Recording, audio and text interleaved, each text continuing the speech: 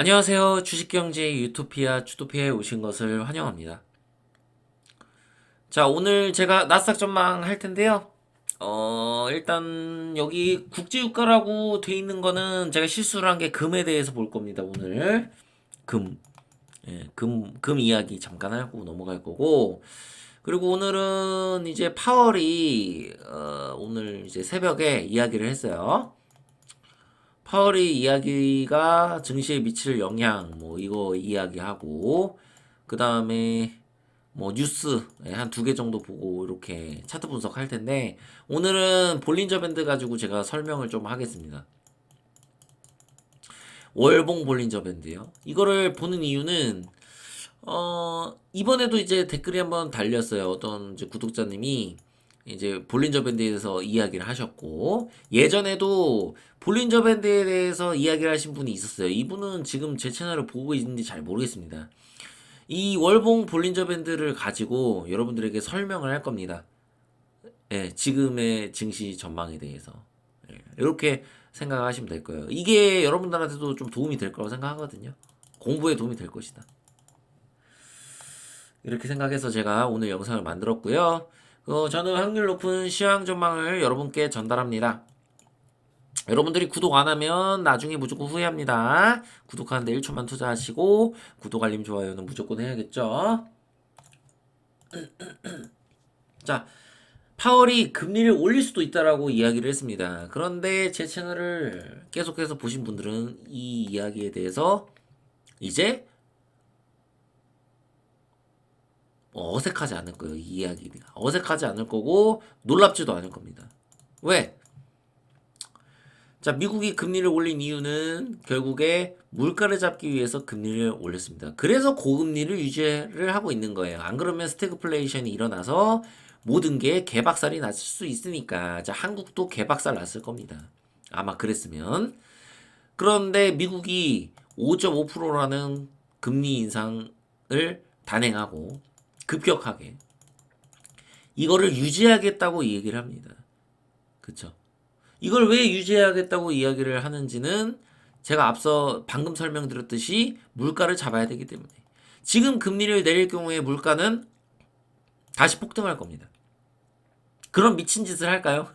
절대 안 하겠죠. 그러니까 이 금리를 내리는 시점은 결국에 적어도 소비자 물가 지수 CPI가 근원 CPI 이 근원 CPI가 약 2.5%에서 아마 2.7 뭐 이 정도 됐을 때 한번 생각을 해볼 법해요. 생각을 해볼 법하지 이때 금리 인하를 한다는 얘기는 아니에요, 여러분. 그러니까 아직 멀었다고요. 그런데 시장은 벌써 금리 인하 얘기를 나와요. 그런데 여러분들 시장이 파월에 금리 정책을 맞춘 적이 있습니까? 한 번도 없어요. 제가 여러분들 올해 증시 전망하면서 말씀드렸죠. 금리 계속 일단 올린다고. 올해는. 왜 그렇게 얘기를 했을까요? 시장에서는 올해 금리 인하를 할 거라고 얘기를 하고 있어요. 말도 안 되는 얘기가 나옵니다. 이게 말이 안 되는 이야기는 제가 충분히 여러분들한테 경제 그 이야기를 하면서 설명을 드렸을 거예요. 스태그플레이션은 그렇게 가벼운 게 아니다. 이거 장난하는 거 아니다, 스태그. 이거 뒤진다. 그래서 금리 인상을 해서 어느 정도 실업급여가 실업률이 높아지고 그 다음에 고용이 좀 줄고 이런 현상이 나타나야지 그때서야 우리가 좀 얘기할 수 있다라고 여러분한테 말씀드렸었습니다. 그리고 결국에 제 예측이 맞았고 시장은 틀렸죠. 그죠? 시장은 앞으로도 틀릴 수 있어요. 내년에 2024년에 금리를 내릴 거라고 막 상반기에 이런 얘기가 나오고 있는데 이거는 현실적이지 못한 이야기입니다. 결과적으로 파월은 계속 이야기를 하면서 물가를 잡는데 신경을 쓸 거예요. 물가를 잡아야 결국에 지금의 이 경제 상황을 충격을 최소화하고 해결할 수가 있습니다. 그래서 우리는 이 파월의 입을 주목을 해야 되는데 가장 중요한 거는 그 다음 기사를 보고 말씀드리겠습니다. 다이먼 J JP 모간 CEO가 경제 침체 가능성을 대비해야 된다고 이야기를 합니다. 여러분, 이 이야기는 근거가 있는 이야기일까요? 아닐까요? 근거가 있는 이야기입니다. 제가 앞서도 설명드렸지만 어떤 통화 정책을 펼 때 그거에 대한 대가가 주어질 가능성이 높습니다. 통화 정책. 과거에도 그랬고요. 그러면 미국이 금리를 급격하게 인상을 한 거에 대해서 부작용이 나타날 텐데 그 부작용이 경제 침체로 나타날 수 있다라는 거예요. 일리가 있는 이야기입니다. 그래서 우리는 앞으로도 경기 침체가 어떻게 전개가 될 것인지 그것은 꼭 주목을 해야 돼요. 이게 여러분들이 주식을 투자를 할 때와 하지 말아야 될 때를 구분할 수 있는 그런 이정표가 될 겁니다. 내년에 2024년에 만약에 미국이 경기 침체가 온다. 그 경기 침체가 굉장히 딥할 것 같아. 야, 이거 생각보다 경기 침체가 좀 심하게 오겠는데? 그러면 여러분들 이거 도망가야 됩니다. 요거는 런, 진짜 도망가야 돼. 이거 그때 가서 도망 안 가면 큰일 나요. 그러나 내년 2024년에 경기 침체가 만약에 약하게 온다. 이거 보니까 약할 것 같아. 그냥 좀 짧게 오고 끝날 것 같아. 그러면 여러분 런하면 안 돼요. 예, 그러면 투자를 해야 됩니다.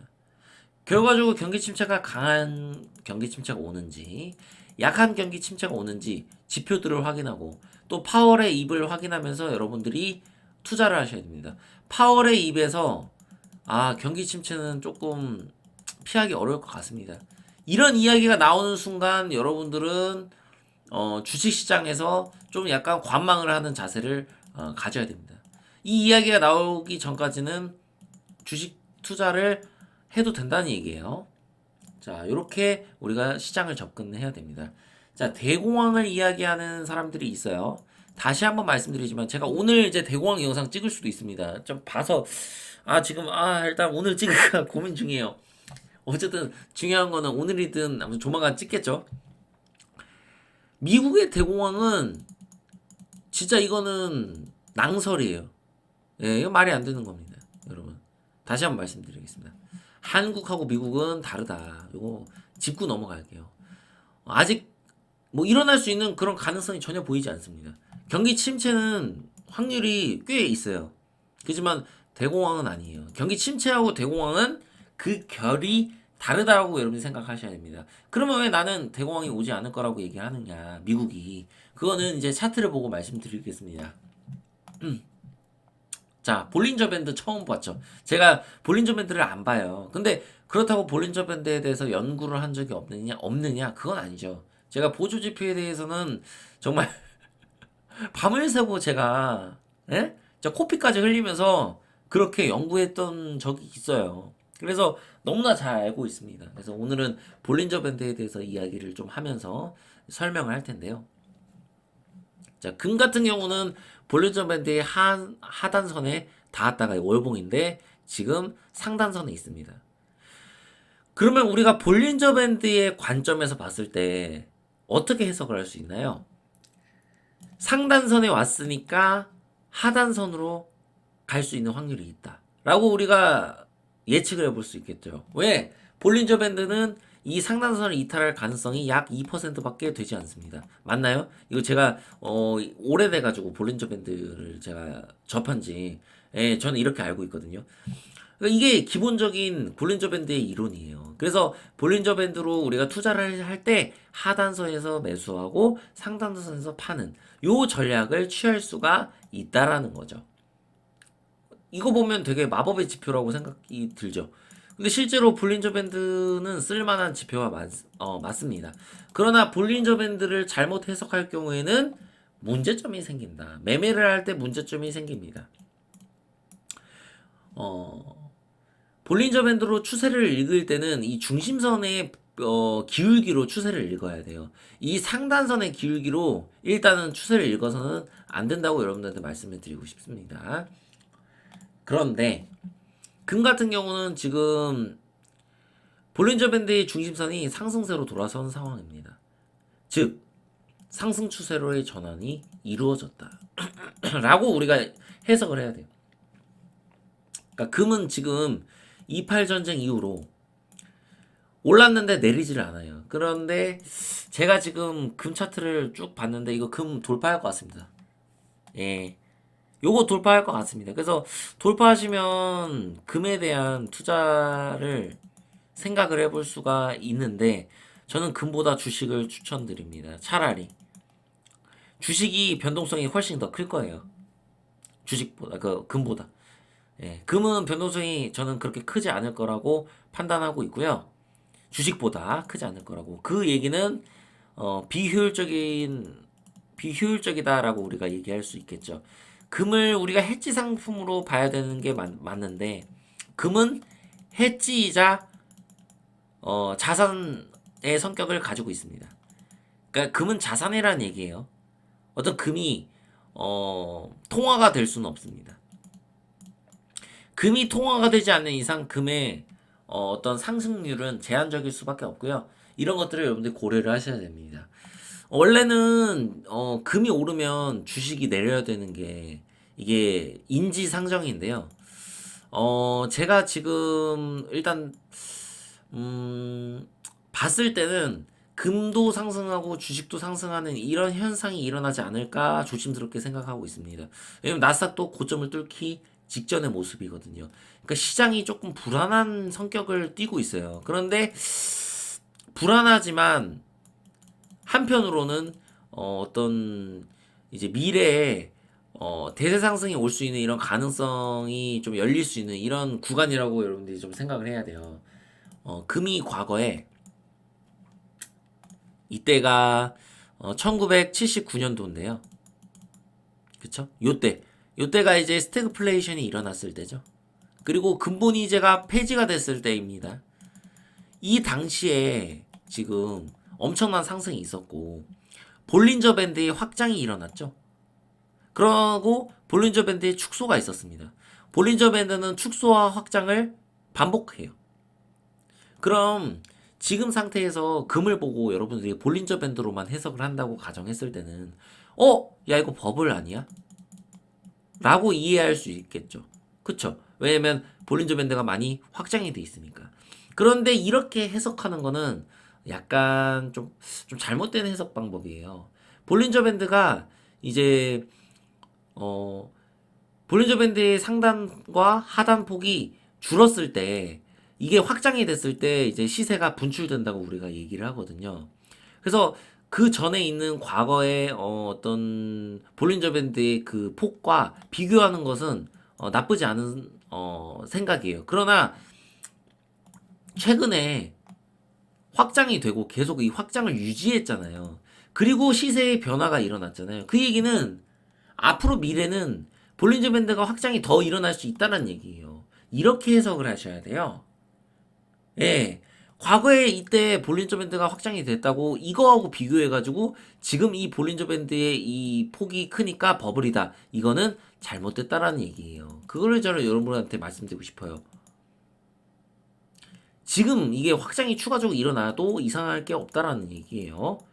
과거와 지금의 상황이 바뀌었기 때문에 요걸 좀 이해를 하셔야 됩니다. 이거를 나스닥을 보고 좀 제가 말씀을 드리겠습니다. 나스닥 같은 경우 과거의 닷컴 버블과 비교를 해볼 수 있겠죠. 그러면 닷컴 버블과 비교를 했을 때 볼린저 밴드의 변동폭이 굉장히 크죠. 이 폭이 진폭이 그쵸. 여러분들은 볼린저 밴드를 보고 무서워한단 말이에요. 그러면 볼린저 밴드를 보고 무서워하는 분들한테 제가 한 말씀을 좀 드리겠습니다. 여러분들은 볼린저 밴드를 가지고 매매를 하시고 계십니까?